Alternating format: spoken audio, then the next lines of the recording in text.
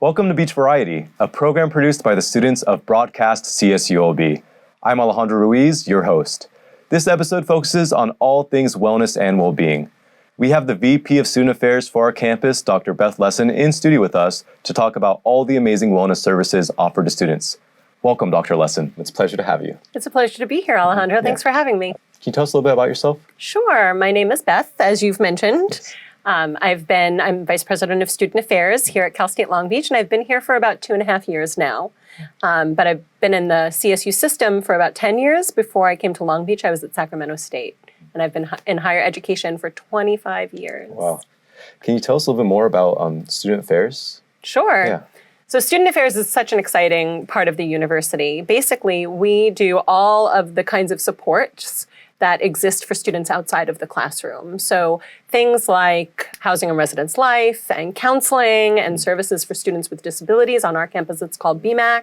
Career services, Career Development Center, student health services, outreach and EOP. All the things that help support and engage students outside of the classroom is Student Affairs. Oh. Can you tell us more in a nutshell, what kind of services are provided to our students here? That's a huge question. Some of the things that we may be pretty well known for are our basic needs services for students who are having financial emergencies. We do emergency housing and we provide emergency grants for students. We also offer everything that we do in the health center, which has been a huge deal, especially in the past couple of years through COVID. Our health center stood up an entire vaccine clinic over the past couple of years. It was pretty intense. Vaccinated thousands of people for COVID. Wow. Offers flu shots and routine medical care. We also have career development services that help students to figure out what kind of major they may want or what kind of career they may want to pursue, identify internships, things like student life and development. All of the student organizations are recognized and supported through student life and development. So we've got so many different things. EOP is an enormous support for a lot of students who are low-income households. And we even do things like outreach that helps prospective students to learn about the institution and determine why they want to be here. So many different things. I know that I've left out so much, but the thing that I'm talking about most these days is our mental health work. Oh yeah, can you tell us more about that? Yeah, absolutely. So last year, over the course of the last year, we came together to write a really comprehensive mental health plan for this institution. You know, I'm a psychologist by training. Our president's a psychologist by training. Even before COVID happened, we were really concerned about the mental health of students. And a lot of people were concerned about the mental health of students even before the pandemic. But of course, the pandemic made that a much bigger deal, right? Yes. So after the pandemic, through the pandemic and since the pandemic, people have been struggling all that much more. Yeah. So last semester, we rolled out our mental health plan, and it's huge. It encompasses over 65 different initiatives, which is enormous. Like one initiative's kind of a big deal. 65 is really quite a lot of work. And the idea of the mental health plan, there are many ideas behind the mental health plan, but the most important one is health equity. So really making sure that our approach to mental health on this campus is equitable and inclusive and culturally informed, because we have such a diverse student body that the way that we approach mental health should be, there should be many ways that we approach mental health, because not everyone needs the same thing. Yeah. And historically, we've spent a lot of time and resources on crisis services, like helping people when they finally get to crisis.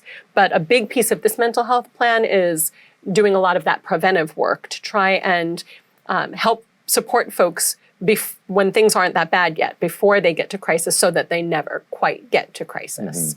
So some of the things that we've already done with the mental health plan, we put mental health practitioners in the university police department, so that when there is a crisis, when there's a psychiatric crisis, it doesn't have to be responded to by uniformed police officers. A lot of students don't want a uniformed police officer showing up when they're struggling. Would you? No. No, most people don't. So having mental health professionals in the police department will help us make sure that we respond to those calls with qualified professionals that can be of help in the moment. Yeah. Some of the other things we've done is diversified our counseling staff and added more counselors and case managers.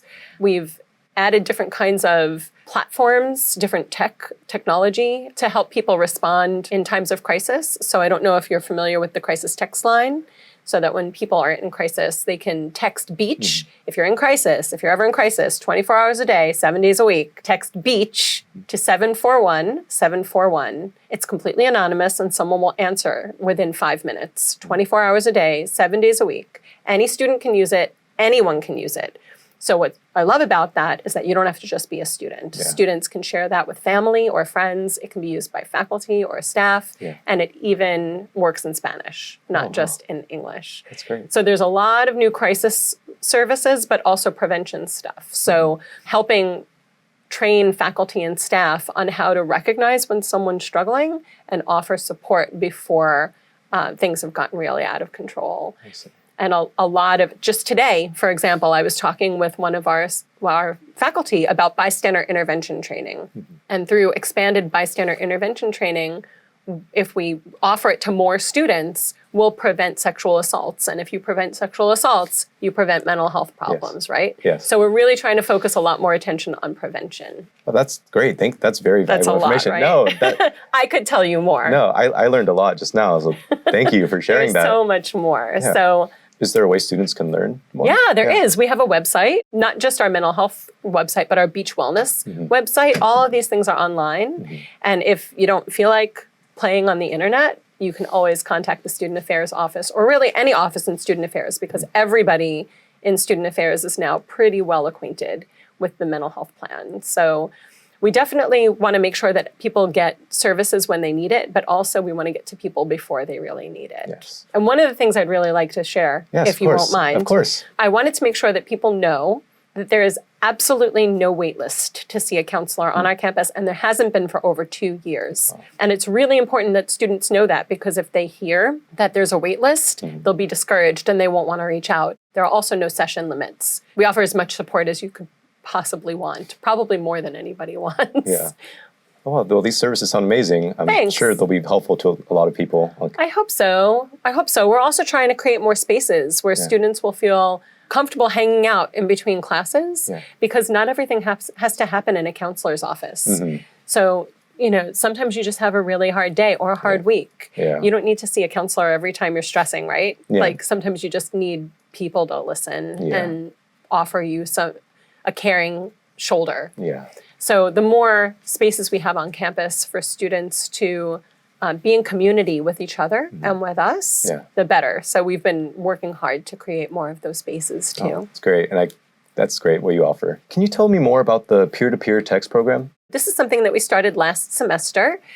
We piloted it on just new transfer students, but this semester we're doing it for all new students. So not all students, but all new students. And that's about 11,000 people. Next semester we're planning on extending to all students. And what we're doing is trained students are reaching out by text to targeted student groups at high stress points. So around midterms, around finals, and just by text they're saying, hey, I'm Joe, or I'm Amanda from CSULB. I'm a real person, and I know that it's a stressful time because of midterms or finals. I'm just reaching out to see how everything's going and if there's anything I can do to help. Just answer with a yes or a no. And one of the things I would love, how Apple just updated the operating system? So you know how you can now report things as junk? I didn't know that. Yeah, when you delete a text, you can report as junk.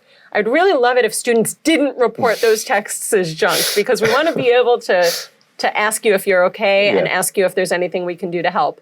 And if students report that text as junk, we're not going to be able to do that anymore. So we've gotten a lot of great replies to those. So about 48% of the folks who receive that text reply. Oh. And either say, no, I'm okay right now, but thanks so much for asking. Or, yeah, I'm having a really hard time in this class. Can you help me figure out how to drop it? Or we even had a student once respond and say, I really need help. My my father just passed away. So these are ways that we're going to students instead of asking students to come to us, because a lot of times students don't want to come forward and ask. So we're trying to go to you and make sure that you don't have to ask us, we're asking you. So if you see that text, because next semester, everyone's going to get it. If you see that text at midterm time or finals time and you don't need anything, that's cool. You don't need to reply. But please don't report it as junk. And if you could use something, know that there's a real person on the other side. It's not a bot.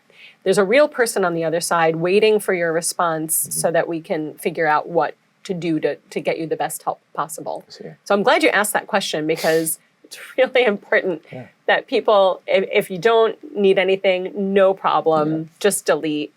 But please don't report as junk. Well, like you said, coming forward with something like that is sometimes very difficult for students. So it's great that that's being offered and reached out to them personally. It's true. And don't you find that students are much more comfortable interacting by text than face-to-face? Yes. Yeah, so we thought if we reach out by text, then it'll be a lot easier to say, yeah, actually, I have this one problem. And you don't have to go anywhere. You don't have to report to an office or anything. You don't have to find anyone. We'll come to you.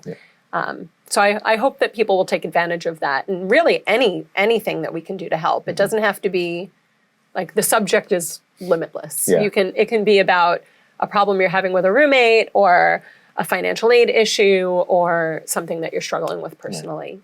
There is no limit on what we are here to help with. I'm sure it'll be very helpful. Is there anything else you'd like to share with us before we end our segment? Yeah, so I guess my biggest, what I've been thinking about a lot lately is how hard it is to get some students to use the resources that are available. There's a lot of stigma attached with coming forward and utilizing some resources sometimes. And I think historically we've not done the best job. I think historically we've told people, please come forward, ask for help, we want to help you. And I don't like the way that sounds. That makes it sound like we're all powerful. I don't think that appeals to most students, and it's not the right message. I think the right message is, these services all exist for you. You have a right to these services. It's not asking for help, it's utilizing what's available to you for your success.